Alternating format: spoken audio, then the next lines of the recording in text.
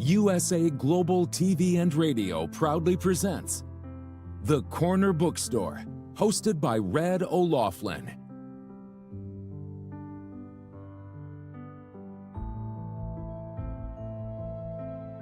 Step into a world where every story inspires. These pages come to life through the voices of authors from around the globe. Written by our global community of TV show hosts and best-selling authors, these works span genres, generations, and geographies, united by the power of storytelling. Discover your next favorite book and meet the minds behind the work.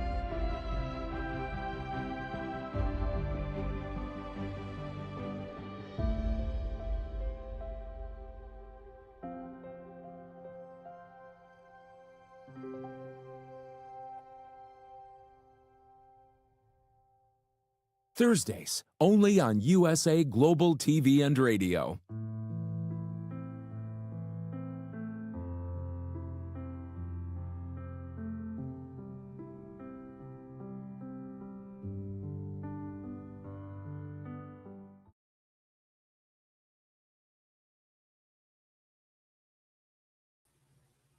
Red O'Laughlin here on the Corner Bookstore on the USA Global TV and Radio Network.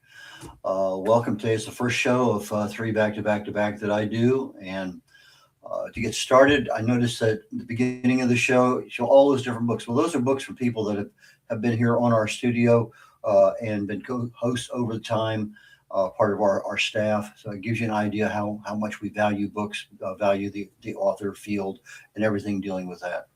I research the human body at the cellular level, chemically speaking. I look for cause and effect relationships.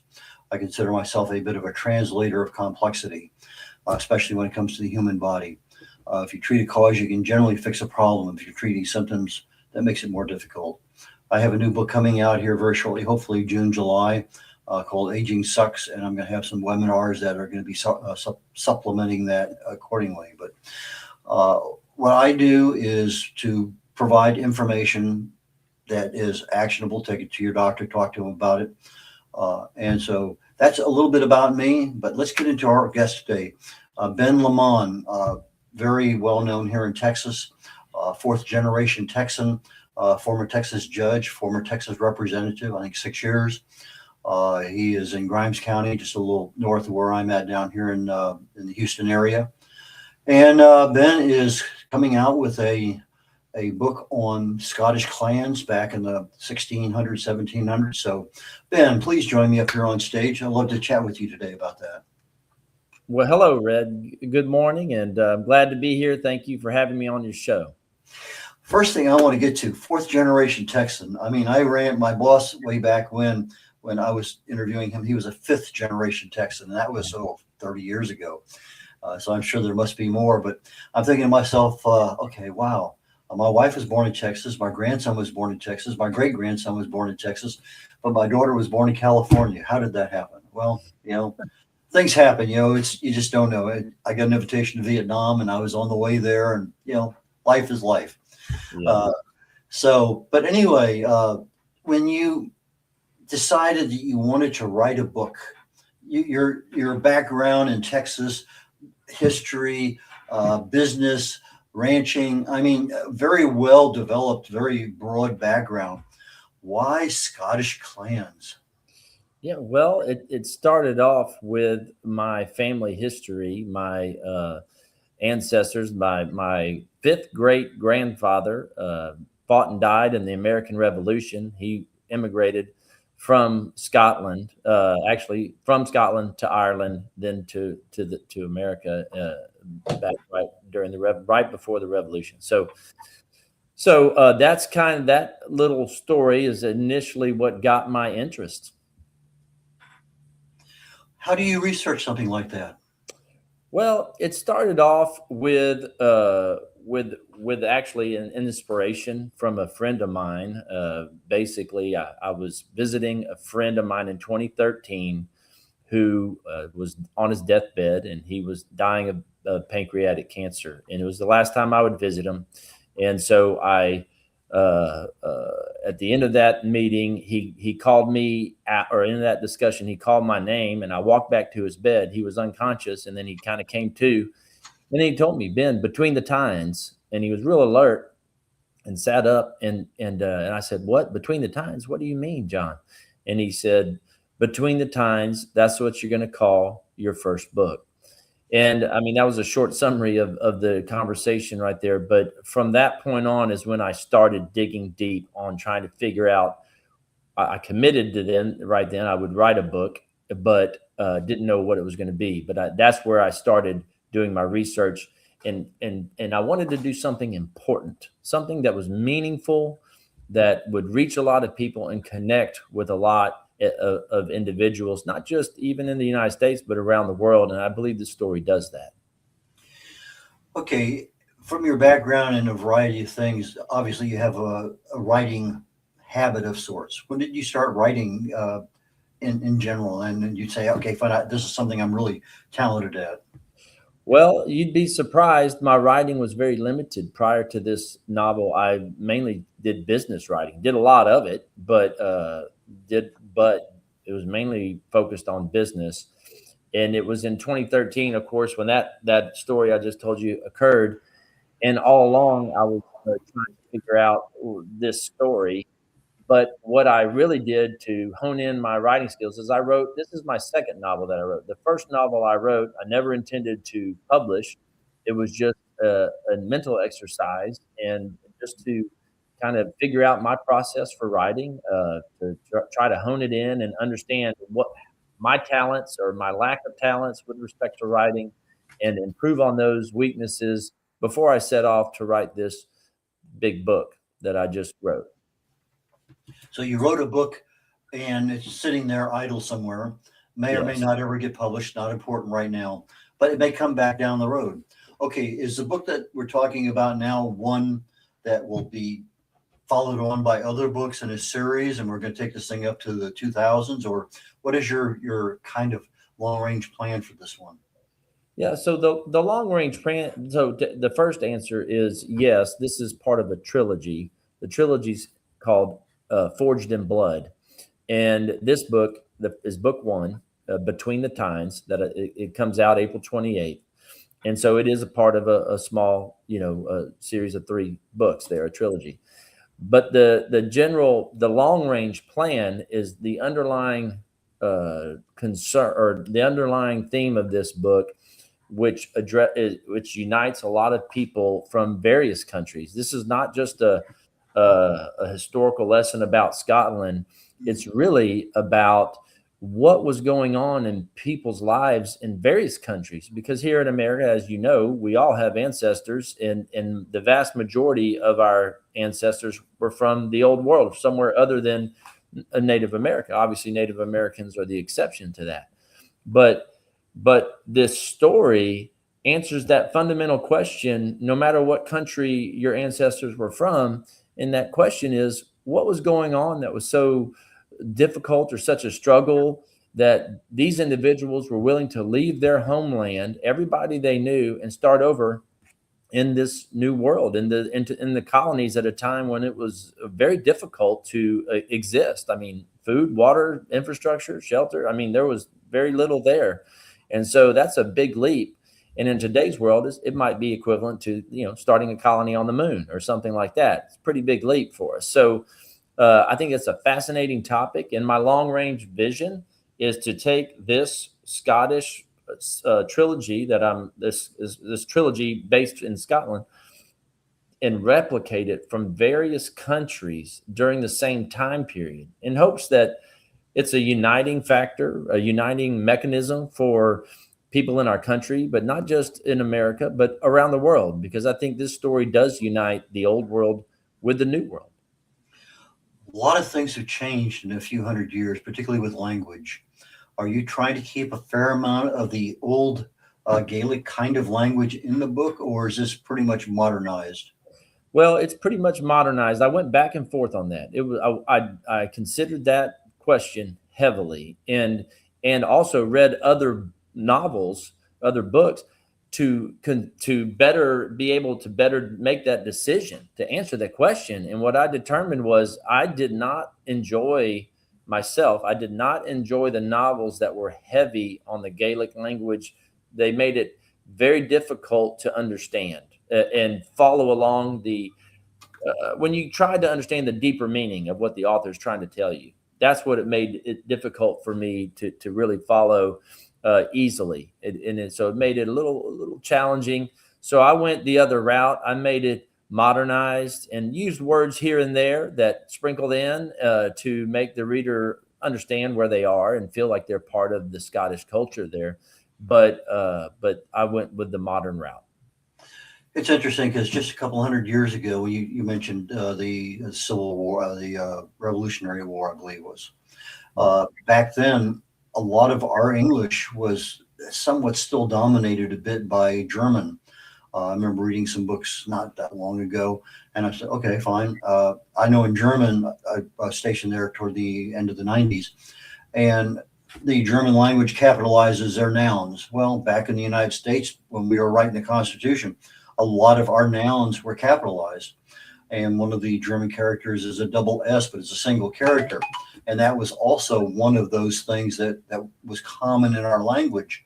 So just literally within 100 or so years, that all disappears and become more modernized. Right. And so it evolves. And of course, how many words do we have today that we never even thought of 30 years ago? They just same words, different meanings, even new words. I remember when the atomic bomb word came out, boom, boom, atomico, I think was Spanish or something.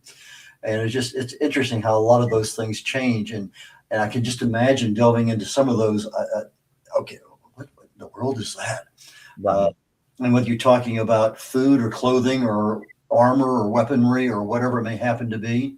And even the customs and the cultures back then with regard to land ownership and serfdom and everything. So I can imagine that's just a mind-blowing research task that is just unending. Yes, it was a very difficult task to research the culture at the time. For sure, the backdrop of the story takes place during the War of Three Kingdoms, which that's not what the story's about, and it's not the main stage even that the story takes place on.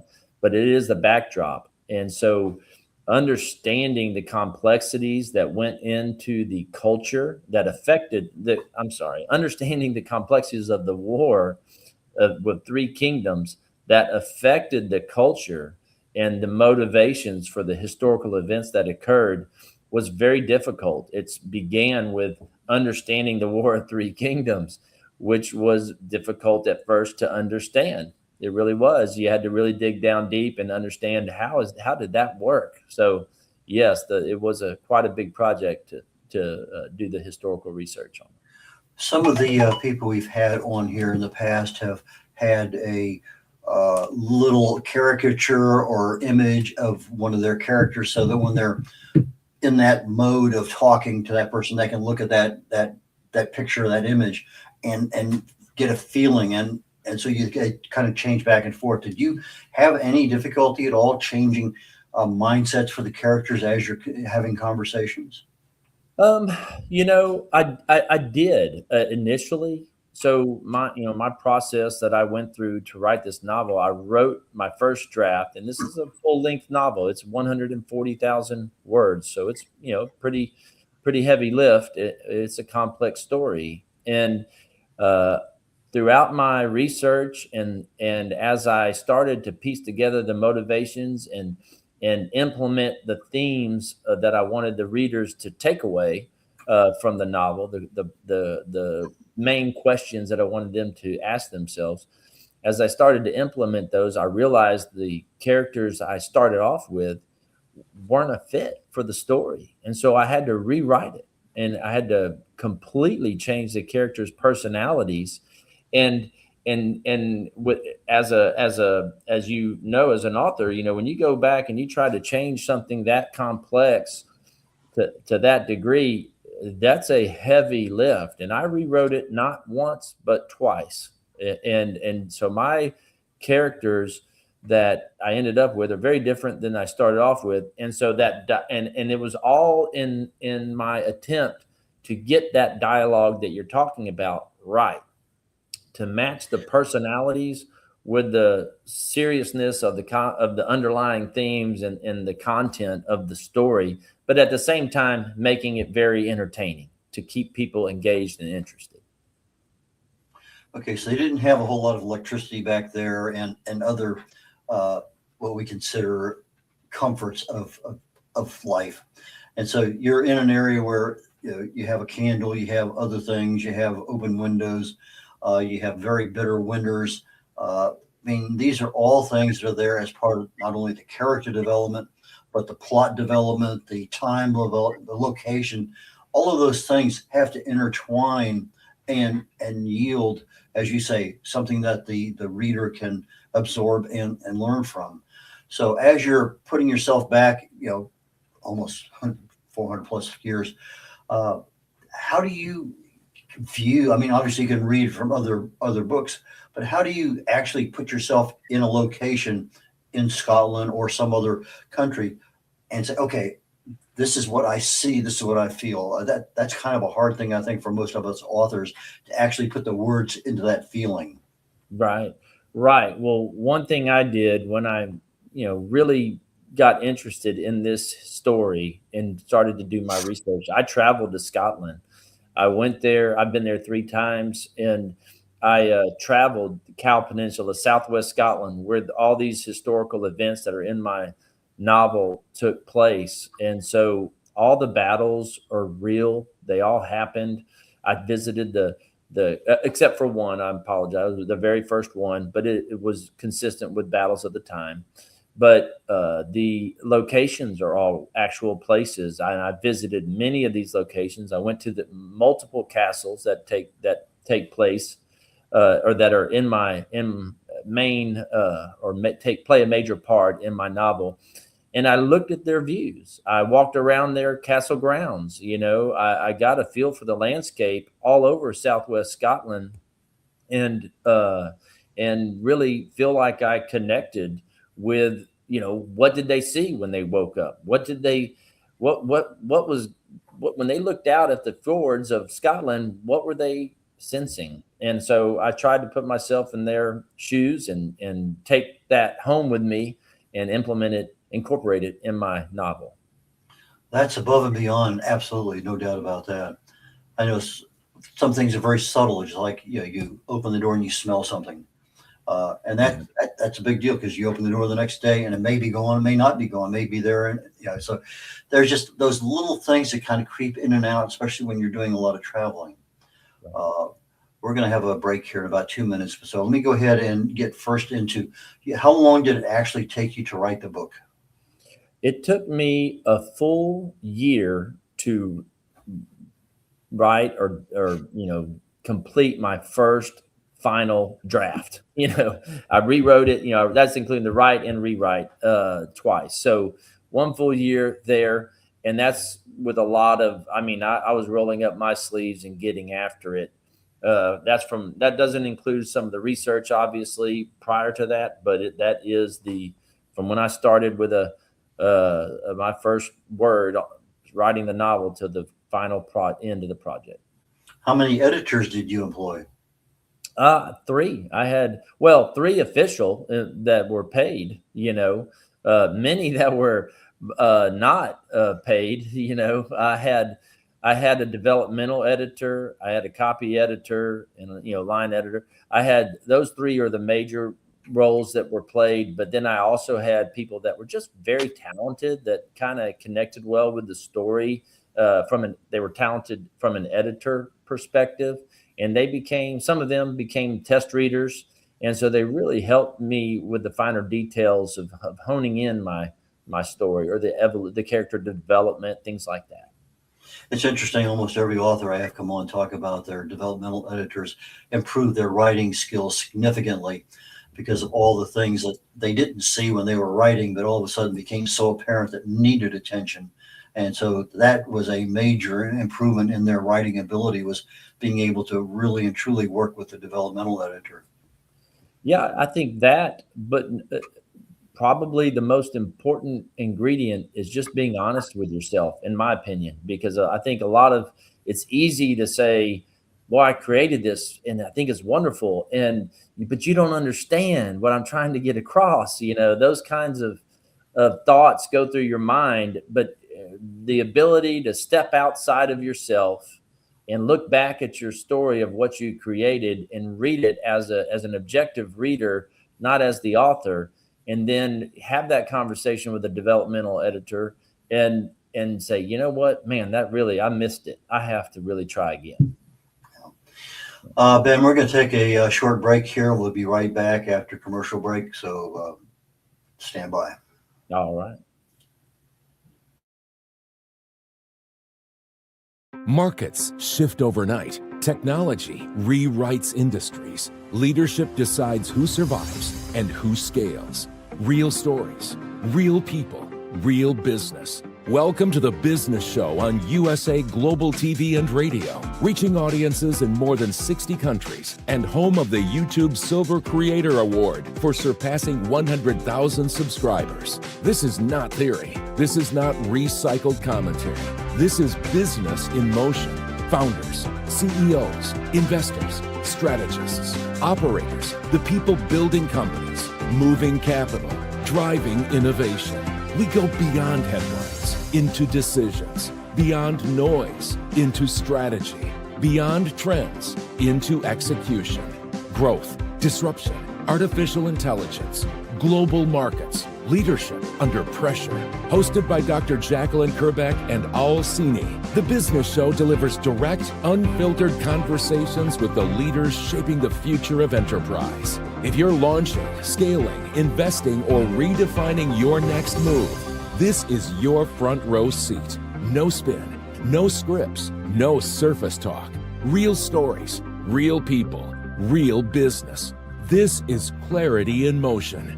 This is momentum. This is The Business Show on USA Global TV and Radio.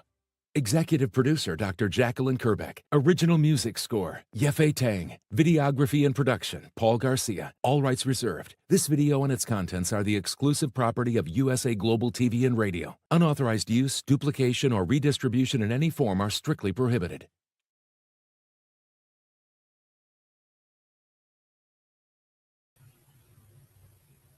O'Laughlin here. We're on the Corner Bookstore on the USA Global TV and Radio Network. My guest today is Ben Leman, and Ben is writing a book on historical fiction in Scotland back in the 1600s. Ben, please join me back up here on stage. Yes, sir. I'm here. Great.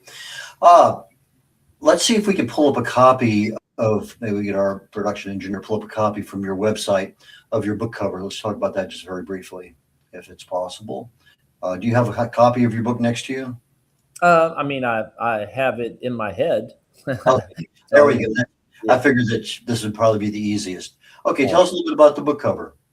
Yeah, well, so, I went through many renditions before I settled on this one with the designer for the book cover. And I felt at the end, this book cover in particular hits home. It hit the spot. And what I'm trying to get across, as you can see, it's a little bit granular, like a painting. So I'm trying to date it a little bit as opposed to the modern high definition type book covers. You can see it's the Scotland, you have a tartan there and the sword. So that kind of dates the novel a little bit and gives somebody the idea of what they're looking at enough to hopefully turn the book over and read the back. And on the back, you'll see there's a little bit of a smaller scene of a battle, and that kind of the idea is that the battle is not what this book is about, but it's just a small portion of the book. So I didn't want to have it on the front of the cover to make that the dominant theme, because I don't think it matches what the story is really about at all. So yeah, that tartan that you see is Clan Lammet. That's the tartan there, the old their ancient tartan. And so it's just enough I look at that cover and I hope the readers see depth. I hope they see intrigue, and they see enough of clues about what this book is about to turn it over to the back. Ben, one of the things we as writers love to do is write and talk. But one of the things we don't do very well is market. And when did you start marketing this book? Well, I started marketing it after, I mean, just very recently. I barely started marketing. I focused, you know, I drew upon my historical management style for my business background and approached writing and marketing this book in the same manner. I have a professional, group that are helping me market this novel, and we're just really getting cranked up here. We just finished the review copy and distributed out for the reviewers here in February, and so that's when our marketing really began. We were laying some fundamental things underneath that before that, but really that's when we first really got after it. Okay, what are you using any social media outlets? Yes, I mean, we have the full range we have Facebook, Twitter, LinkedIn, and so we have that. We have our website. We're doing email blasts, recruiting our email list to do email updates as well. We have a website.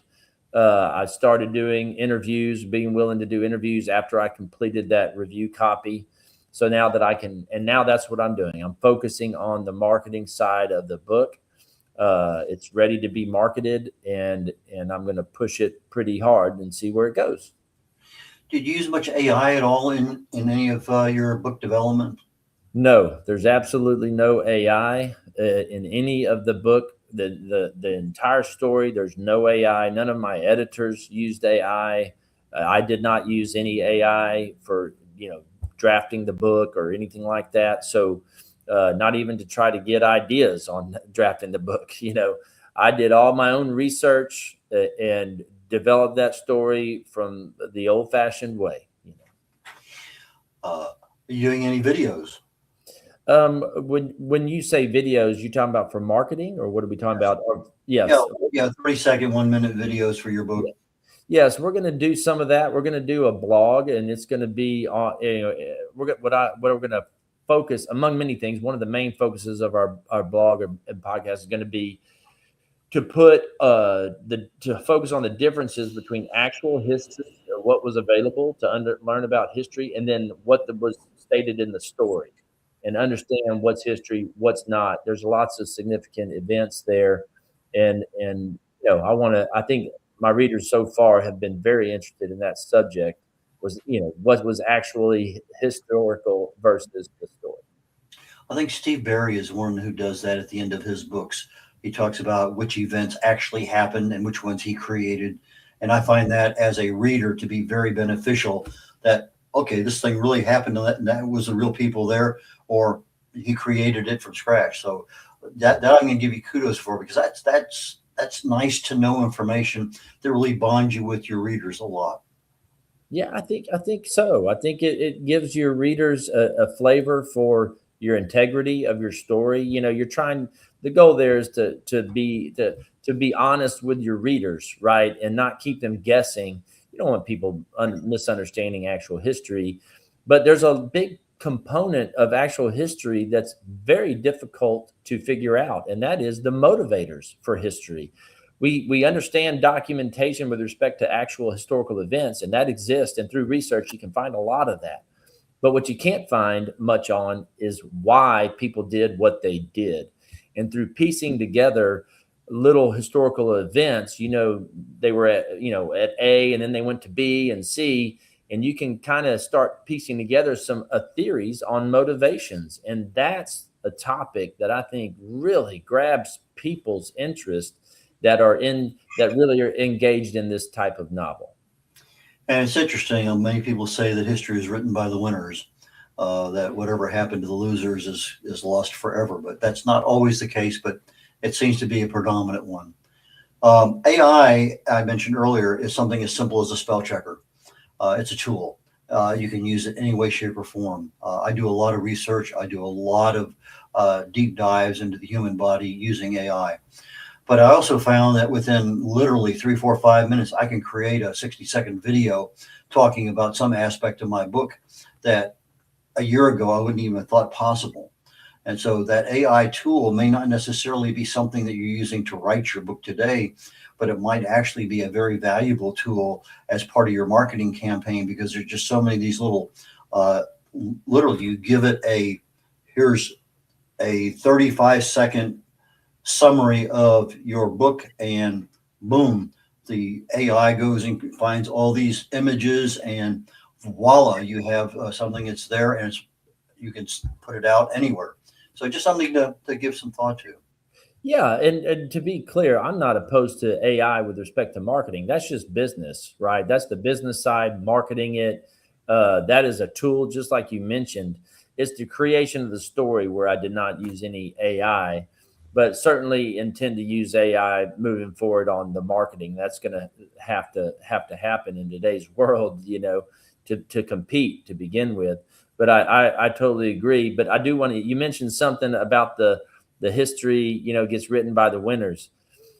And that's one theme within my novel here. The clan lament is on the side of history that gets forgotten. It's not a well-known clan. It was well established, very historical, thousands of years in Scotland and Ireland. And so but it's not one that's very well known. So part of this is giving voice to a clan that had their voice taken away. That's always important. Always, always. Any consideration to having your trilogy done in foreign languages? I don't know about that. We'll have to play that by ear. I think Scotland in today's world, modern day Scotland is not like everybody's walking around talking Gaelic. Full blown. It's pretty focused on English, and so. But I think they do like that heavier culture of Gaelic type, call it modern day Gaelic terminology. And so maybe there's some opportunity there. But if in other countries, I think it's going to be a wait and see. If it gains traction where, this concept of freedom and opportunity and this crossroads that my main character arrives at, some countries, I think it really will connect with better than others. And so there is some potential there, I believe, to have it translated. Well, I know 5 years ago, I was considering doing a couple of my books, and the cost was exorbitant. And then I've noticed here in probably last year, a company called Fiverr.com. I'm not sure if you're familiar with them or not. FIVE, like 5, RR.com. They have translators there that have done many, many books in Portuguese and Spanish and Chinese and German, whatever. And it's a strict number of words. Now, obviously, you got 140,000 words. That's kind of an expensive book to do, but still the same. If I have a book that's 5,000 words or 15 or 20, that may be something to me I can do. But it might be something, depending on how successful your books are, to say, is that even a business plan to consider? Yeah. I mean, I think I do. I'm open to it. But when you mentioned that, it made me think of like one of my favorite books, With Fire and Sword, Heinrich Sienkiewicz. It's a Polish book, bestseller for 100 years in Poland. And it had several translations into English. And I've read 2 of them. One of them I did not care for, did not connect well with the book. It was written, in Polish originally, but translated into English. And then I found Kuzniak, I think is his name, Kuzniak. And he was the translator that did it into modern day English. And oh my gosh, it's one of the best books I've ever read, in my opinion. I love it. And I've read it, the whole series 3 times in the last 25 years. And so it's a very well done. So I think you got to have the right the person that's translating it, or, it's got to be done well for it to move over there and have the same effect. Ben, you're absolutely right, because a simple word in a foreign language may not translate well into English, and vice versa. And so you have to have that fluency in both languages to understand how that concept is being developed in the book and what it really means to the reader, as opposed to just being some words. And that's critical. It really truly is. It is critical. It's hard enough to do in the same language, right? Yeah. When I'm working with a developmental editor, and they're trying to explain to me what they think, the concern is with something I wrote, and I'm like, no, but that's not what I'm trying to say, So it And gets, you're dealing in English. yeah, right. It's hard enough when both people are from the same country. It's an interesting development writing a book. You mentioned you had another book. Once you get this first one done, you're starting on the second one. Any thoughts at all about going back and just dumping that first one on the market, see what might happen? When you say dump the first one on the market, what do you mean? You said you had written a book earlier that was not going to. Oh, I thought you meant the first one of the trilogy. I'm sorry. No. Good. Sorry about that. No, it was more of just a mental exercise of how to establish my process for my approach to writing the real novel. And it was a different genre. It's not one that I was extremely passionate about. It was more about the process, more of like a thriller type, action type deal, adventure story. But it was one that I had to develop a process for, and had to do a little bit of research as well, but nothing as in depth as this. So I'm shifting forward to book 2 next. Okay. So what kind of time frame are you looking at book 2 and book 3?